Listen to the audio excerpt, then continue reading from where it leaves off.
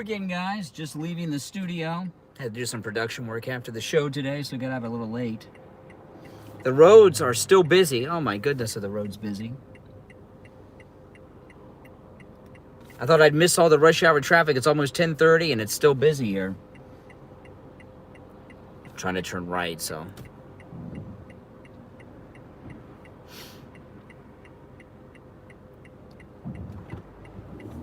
All right.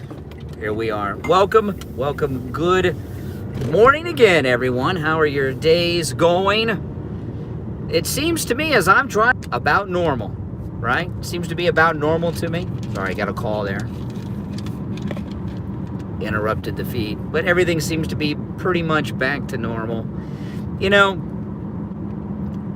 everything in our society today is just so highly partisan. You can't have any issue going on where partisan opinions and partisan politics are not brought in some way, shape, or form. And that's what's going on here, and that's the problem. You know, there are certain things that happen when you don't have politics involved, where people come together, okay, we're facing a problem. You know, because you hear all these people in the media and the Democrats over the weekend talking about World War II.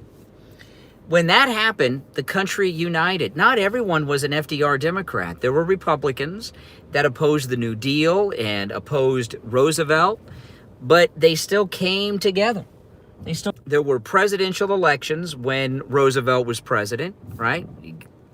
But they weren't as nasty as what's going on now because things were just not as highly partisan back then. There was still partisan politics, but because in World War II, America was facing a crisis, people came together, right? There was a problem, it had to be dealt with, so people came together. Even though they might have disagreed on the solutions to get there, they came together. And now I hear all these Democrats talk about, well, in World War II, we did this, we did that. They're not doing anything like happened in World War II. Not that this crisis is anywhere equal to that, because it's not. But the media and the Democrats, it's just very highly partisan rhetoric. It's got to stop. And I was talking about on the radio this morning, the television cable news, they need to stop having political pundits discuss coronavirus. That's not their area of expertise. I don't care if they used to work for the State Department or the Justice Department or the White House with another president or even President Trump. They're partisan political pundits, conservative and liberal, both sides, not just Democrats.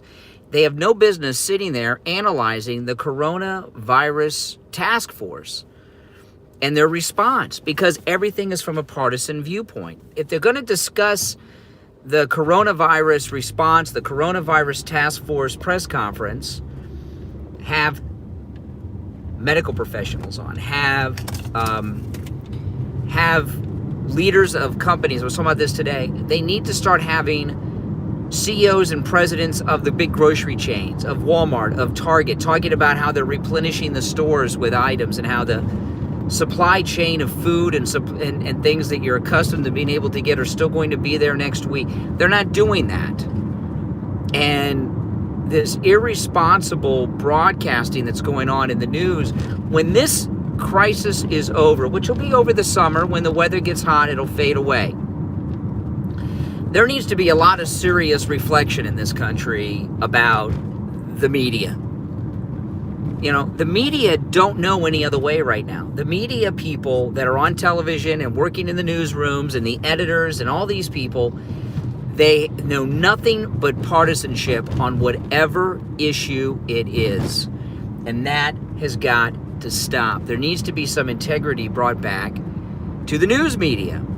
And what you're seeing right now during this is textbook partisanship. And, I'm sorry. It doesn't belong that way. It should not be that way. You cannot look to partisan. I don't care if it's a partisan pundit that's a Trump person. I'm a Trump person.